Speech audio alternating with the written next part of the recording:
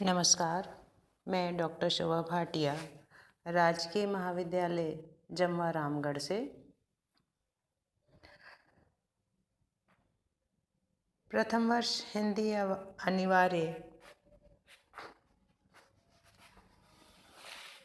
के लिए पिछले व्याख्यान में हमने आवेदन पत्र लिखने की प्रक्रिया के बारे में जानकारी प्राप्त की थी। उसी क्रम में आज हम परिपत्र के बारे में जानकारी प्राप्त करेंगे।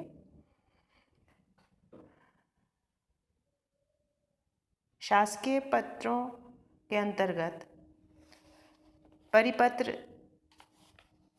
भी शासन संबंधी कार्यों के लिए प्रयुक्त होने वाली एक विधा है। जब कार्यालय में किसी आदेश, अनुदेश, निर्देश अथवा विभागीय सूचना से समस्त कर्मचारियों, अधीनस्थ या संबद्ध कार्यालयों को जानकारी प्रदान करनी होती है,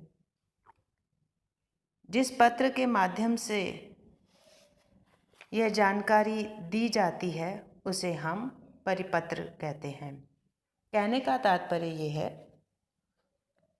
कि एक कार्यालय से संबंधित विभाग को पत्र लिखना एक प्रक्रिया है, लेकिन एक पत्र के माध्यम से बहुत सारे कार्यालयों को सूचना देना और जानकारी देने के लिए या कुछ जानकारी प्राप्त करने के लिए या सभी कार्यालयों को आदेश देने के लिए जब पत्र लिखा जाता है तो उसे हम परिपत्र की श्रेणी में रखते हैं।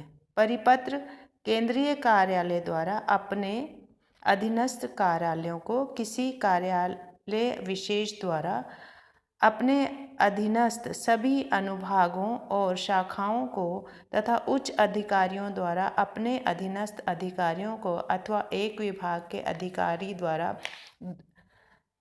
अन्य अधिकारियों को भेजा जाता है। कहने का तात्पर्य यह है कि कार्यालय से संबंधित आदेश जब बहुत सारे कार्यालयों से जुड़े होते हैं या अनेक विभागों से जुड़े होते हैं या एक ही विभाग की अनेक शाखाओं को भी एक समान आदेश देना होता है, एक अधिकारी द्वारा दूसरे अधिकारी या दूसरे विभाग के अधिकारी को जब पत्र भेजा जाता है तो वह परिपत्र की शैली में लिखा जाता है। इसका प्रारूप बनाने के लिए अधिकांशतः दो शैलियों को अपनाया जाता है, जैसा कि हम पहले भी जान चुके हैं।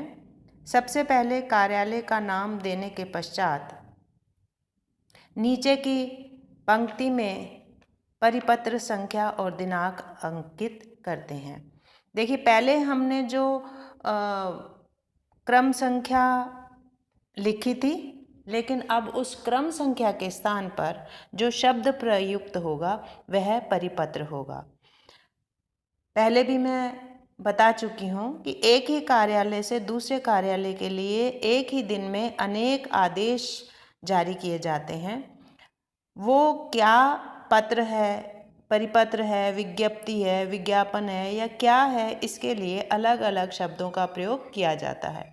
क्योंकि आज जो पत्र हम जानकारी प्राप्त कर रहे हैं वो परिपत्र कहलाता है, तो इसलिए क्रमांक के स्थान पर परिपत्र संख्या लिखकर तारीख लिखने की अपेक्षा की जाती है।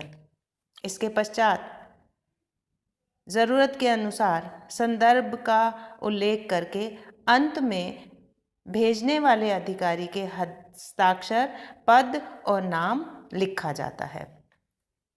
दूसरे रूप में कभी कभी कार्यालय का नाम, फिर परिपत्र संख्या, दिनांक लिखने के पश्चात भेजने वाले का पता, प्राप्त करने का पता, विशेष संबोधन लिखकर संदर्भ का उल्लेख भी किया जाता है और अंत में भेजने वाला अधिकारी अपने हस्ताक्षर और पद तथा नाम को भी अंकित करता है।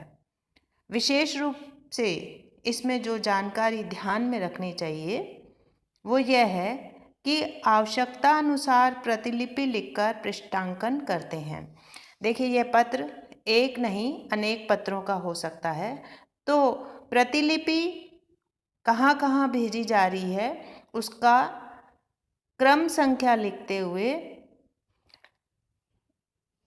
लिखा जाता है। इस विभाग क्रम संख्या 1 इस विभाग को, 2 दूसरे विभाग को, तीसरा किस विभाग को, इस तरह से एक एक विभाग के नाम लिखते हुए पृष्ठ अंकित किए जाते हैं कि 1 नंबर की कॉपी किसको दी गई है, 2 नंबर की किसको दी गई है, 3 नंबर की किसको दी गई है। इसके नीचे अधिकारी के हस्ताक्षर होना ज़रूरी नहीं होता।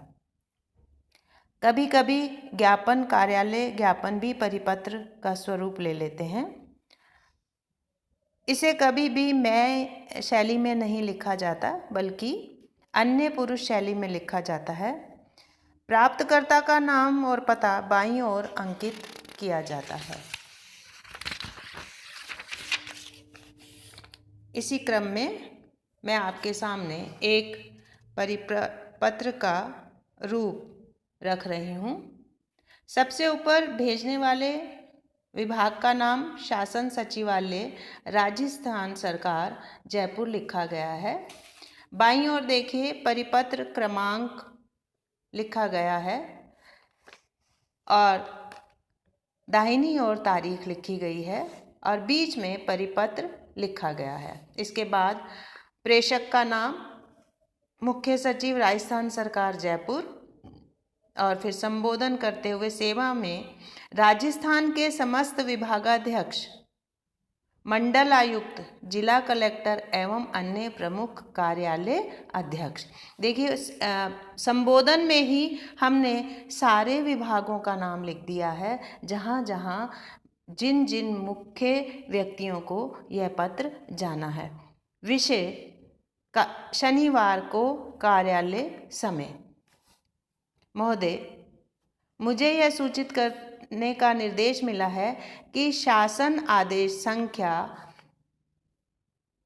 किस शासन आदेश के अंतर्गत यह पत्र लिखा जा रहा है उसका नंबर और तारीख को रद्द करते हुए, अर्थात पूर्व में कोई शासन का आदेश है जिसमें शनिवार के कार्य के लिए कोई संबोधन दिया गया है तो उस पत्र को पूरा का पूरा ना लिखकर सिर्फ उसकी क्रम संख्या और दिनांक लिखते हुए रद्द करते हुए राज्यपाल महोदय की आज्ञा से 1 जनवरी 2002 से प्रत्येक महीने के प्रथम तथा तृतीय शनिवार को आधे दिन के बजाय कोषागार और उप कोषागारों को छोड़कर राज्य सरकार के नियंत्रण अधीन सभी कार्यालय और संस्थानों में प्रत्येक महीने के द्वितीय शनिवार को पूर्ण अवकाश रहा करेगा। कोषागारों और उप कोषागारों में जैसा कि अब तक होता आया है प्रत्येक महीने के प्रथम एवं तृतीय शनिवार को आधे दिन का अवकाश रहा करेगा। देखिए, दोनों बातें स्पष्ट हो गई कि किस तरह से सभी कार्यालयों के आदेश रद्द करते हुए सिर्फ दूसरे शनिवार को अवकाश रहेगा और जो कैश से संबंधित विभाग हैं उनका प्रथम और तृतीय शनिवार को आधे दिन का अवकाश रहेगा। इसके नीचे भवदीय हस्ताक्षर नाम और पद नाम लिखा जाएगा। इसके पश्चात प्रतिलिपि बाईं ओर लिखा जाएगा, प्रतिलिपि निम्न को सूचनार्थ प्रेषित है।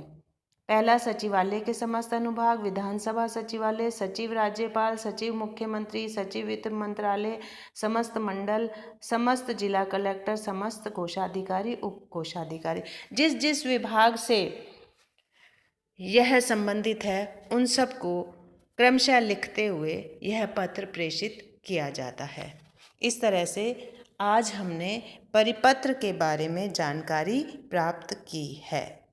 यह परिपत्र हिंदी अनिवार्य के प्रश्न पत्र के लिए लिखा जाता है जो कि प्रश्न के रूप में 4 नंबर या 4 अंकों का होता है।